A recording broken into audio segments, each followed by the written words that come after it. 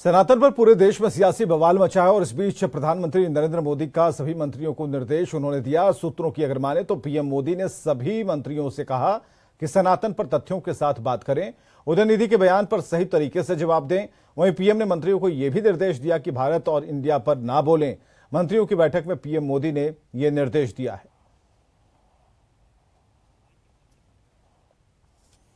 2024 के लोकसभा चुनाव से पहले सियासत में एजेंडा सेट करने की कोशिशें जारी हैं। भारत और इंडिया को लेकर चल रहा सियासी घमासान थमने का नाम नहीं ले रहा।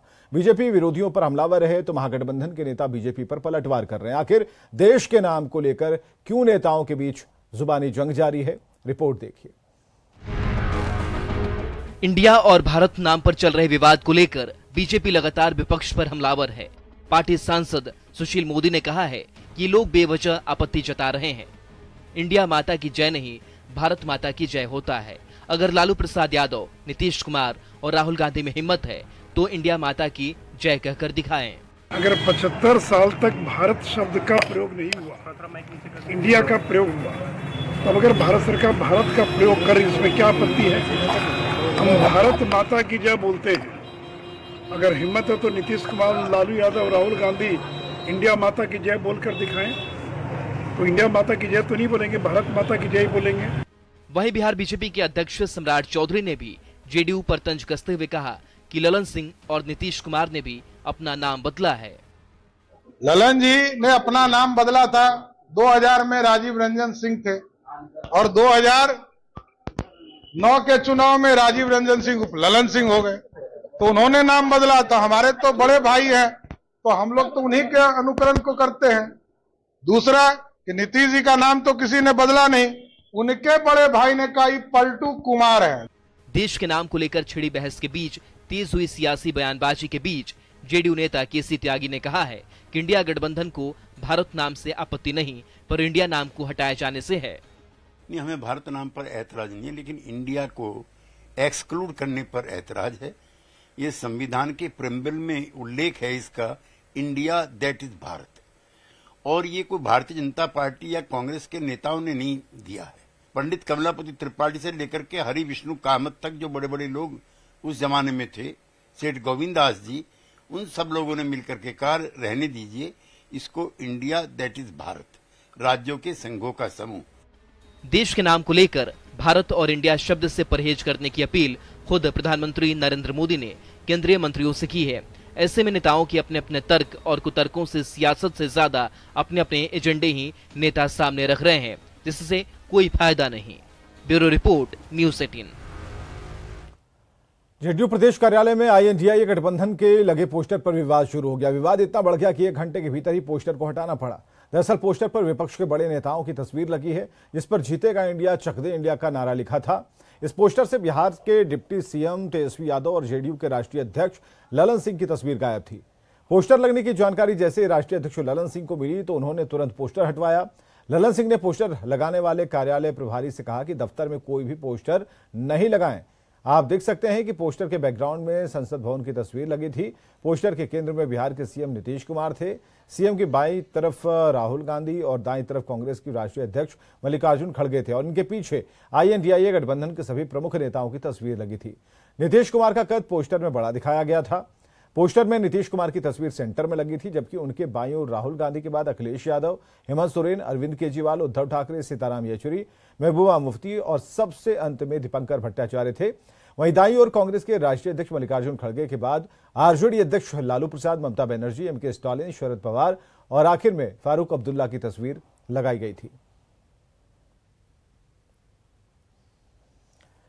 जेडीयू कार्यालय से इंडिया गठबंधन का पोस्टर हटाए जाने पर बीजेपी ने तंज कसा। पोस्टर हटाने और जेडीयू प्रदेश अध्यक्ष ललन सिंह की नाराजगी पर बीजेपी ने तंज कसते हुए कहा कि ये आईएनडीआईए गठबंधन कभी एक नहीं हो सकता। ये जो आईएनडीआईए गठबंधन वाले लोग हैं तो ये मिल तो गए, गले मिल रहे हैं, लेकिन इनके दिल नहीं मिल रहे हैं। ये एक साथ एक कमरे में बैठ रहे हैं लेकिन एक दूसरे से नजर चुरा रहे हैं। तो क्योंकि क्या है कि ये एक मजबूरी में बना गठबंधन है। अगर ये राष्ट्रहित में बना हुआ गठबंधन रहता, देश हित में बना हुआ गठबंधन रहता या लोकतंत्र के हित में ये कोई गठबंधन बनता तो लोग आपसी भेदभाव को, मतभेद को बुलाकर एक खुशी माहौल में रहते। जेडीयू नेताओं की एक और बड़ी बैठक 11 और 12 सितंबर को पटना में होने जा रही है। सीएम नीतीश कुमार की अध्यक्षता में वैसे तो नेताओं के पहुंचने का निर्देश दिया गया, लेकिन 2024 लोकसभा चुनाव से पहले बैठकों के दौर से सियासी कयासबाजी तेज है।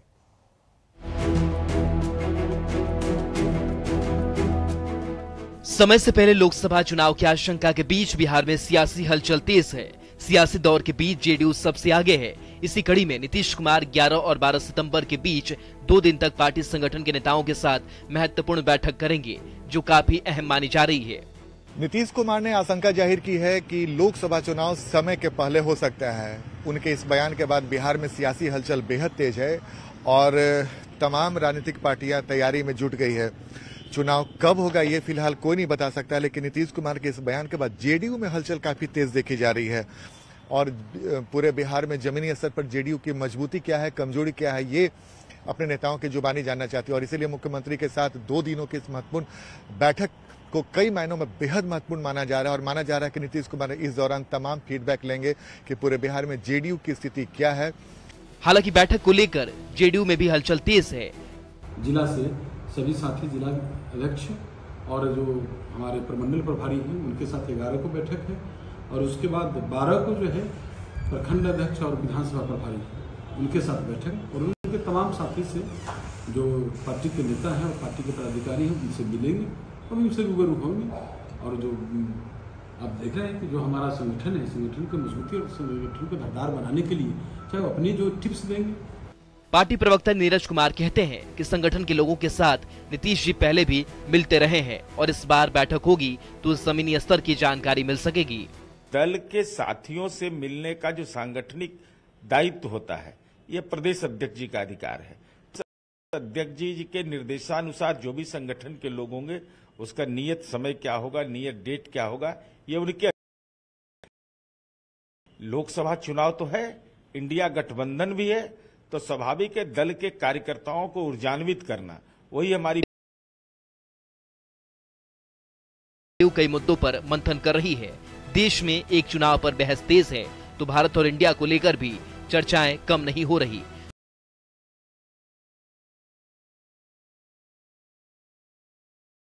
पांच दिनों के विशेष सत्र में पास कराना चाहती है। ऐसे में नीतीश कुमार की अध्यक्षता में होने वाली इस बैठक पर सभी की नजर।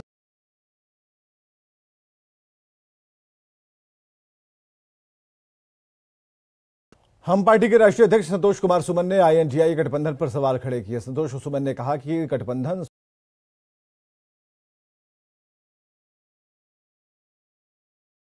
और पीएम नरेंद्र मोदी बनेंगे। 26 दलों का गठबंधन बना है। ये गठबंधन सब प्रधानमंत्री बन जाएंगे। हर पार्टी को एक यही मनसा है और जब कोई बात सौदेबाजी सोचती है कुछ नहीं होता है। देश की भावना किन्हीं के अंदर नहीं है, कोई विकास की बात नहीं कर रहे हैं। जेडीयू के भाईचारा यात्रा का समापन समस्तीपुर में किया गया। कार्यक्रम में बिहार सरकार के मंत्री जमा खान, लेसी सिंह और जेडीयू एमएलसी खालिद अनवर शामिल हुए। सभा को संबोधित करते हुए नेताओं ने बीजेपी के ऊपर देश भर में नफरत फैलाने का आरोप लगाया। कार्यक्रम में शामिल हुए नेताओं का कहना था कि बीजेपी के लोग हिंदू मुस्लिम कर देश के माहौल को बिगाड़ने की कोशिश में लगे हैं। समाज में नफरत फैलाओ और अपने वोट बैंक की राजनीति करें। अपने स्वार्थ की खातिर वो लोग कोई भी स्तर पर जा सकते हैं। जो आग लगा हुआ है, जो दिल्ली के अंदर बैठकर कोई काम की बातें नहीं करते, जो भी वादा किया था काम का, वादा के मुताबिक कुछ भी जमीन पर नहीं उतारते। आज हमारे पूरे देश में, हर प्रदेश में वो भाईचारा भी आना चाहते हैं, सौहार्द भी आना चाहते हैं। मुल्क के दलितों पर जुल्म हो, मुल्क के बैकवर्ड पर जुल्म हो, मुल्क के संविधान को बदलने की कोशिश की जाए, मुल्क के पार्लियामेंट को हाईजैक कर लिया जाए, अपोजिशन लीडर को बोलने नहीं दिया जाए, दाढ़ी टोपी वाले को खड़े खड़े गोली मार दी जाए, मुसलमानों की मस्जिदों को खोद खोद करके भारतीय जनता पार्टी भगवान निकाले, मुसलमानों की हांडी में देखे कि ये खाता क्या है। ऐसी हालत में कोई भी सेकुलर इंसान ऐसी पार्टी को सत्ता में रहने देना नहीं चाहता है। बिहार की शिक्षा व्यवस्था में सुधार के लिए सरकार प्रयास कर रही है। अधिकारी भी जुटे हैं, लेकिन विभाग के अपर मुख्य सचिव के पाठक के आए दिन जारी फरमानों पर शिक्षकों से लेकर सियासतदान परेशान हैं। आखिर क्यों के पाठक के फैसले से परेशानी होती है, देखिए।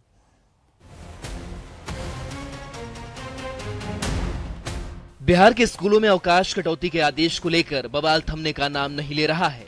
विभाग के अपर मुख्य सचिव के पाठक ने साफ कर दिया है कि अगर जरूरत पड़ी तो अवकाश में संशोधन किया जा सकता है और छात्रों को 220 दिन क्लास करना ही होगा। शिक्षा विभाग की एसीएस के पाठक के इस फरमान से शिक्षकों में नाराजगी है। वो जो प्रेस नोट है, उस प्रेस नोट में शैक्षणिक सत्र को अप्रैल से जनवरी माह तक ही दिखाया गया है, जबकि सच्चाई यह है कि बिहार के सरकारी विद्यालयों का शैक्षणिक सत्र अप्रैल से लेकर के मार्च माह तक क्या होता है। 253 दिनों के विद्यालय की कार्यावधि जब पहले से ही चल रही है, तो फिर बार बार यह कहना कि आरटीई के तहत जो है विद्यालय पूरा नहीं चल पा रहा है, मैं समझता हूँ शिक्षा विभाग के पदाधिकारियों द्वारा केवल सस्ती लोकप्रियता के लिए और लोगों के लिए कर्णप्रिय लगे, इसलिए इस प्रकार की बातें की जा रही है। शिक्षक भले ही इस पर ऐतराज जता रहे हों, लेकिन शिक्षा विभाग के फैसले से छात्रों के अभिभावक खुश हैं। लेकिन यहाँ तो सरकारी स्कूलों में बहुत ज़्यादा छुट्टियाँ मिलती है बच्चों को, कभी गर्मी की छुट्टी तो कभी शीतलहरी की छुट्टी, वो ज़रूरी भी है। लेकिन सबसे ज़्यादा है कि शिक्षकों को कभी चुनाव में लगा दिया जाता है, कभी जाति जनगणना में लगा दिया जाता है। इसके अलावा और भी बहुत सारे सरकारी सर्वे में उन लोगों को लगाया जाता है। तो सरकार इन सब बच्चों की पढ़ाई के लिए रखें तो ज़्यादा बेटर होगा। और 220 दिन अगर पढ़ाया जाए बच्चों को, तो बच्चों को भविष्य के लिए दुरुस्त करने के लिए सरकार प्रयास कर रही है। तो वहीं विभाग के अपर मुख्य सचिव के पाठक भी आए दिन नए नए फरमान जारी करते रहते हैं, जिससे लेकर के लिए पटना से रजनीश कुमार की रिपोर्ट। मुजफ्फरपुर में 1 करोड़ की शराब जब्त की गई है और एक लकड़ी की कुन्नी की आड़ में शराब की तस्करी हो रही थी। उत्पाद विभाग की टीम ने कांटी थाना क्षेत्र के रघई पुल के पास बड़ी कार्रवाई करते हुए 1 करोड़ की शराब पकड़ी है। मौके से एक बड़े ट्रक और 5 पिकअप को जब्त किया गया है। ज्यादा जानकारी दे रहे हैं हमारे सहयोगी प्रियांक सौरभ। एक शराब का ट्रक और 5 पिकअप को पकड़ा गया, जिसमें शराब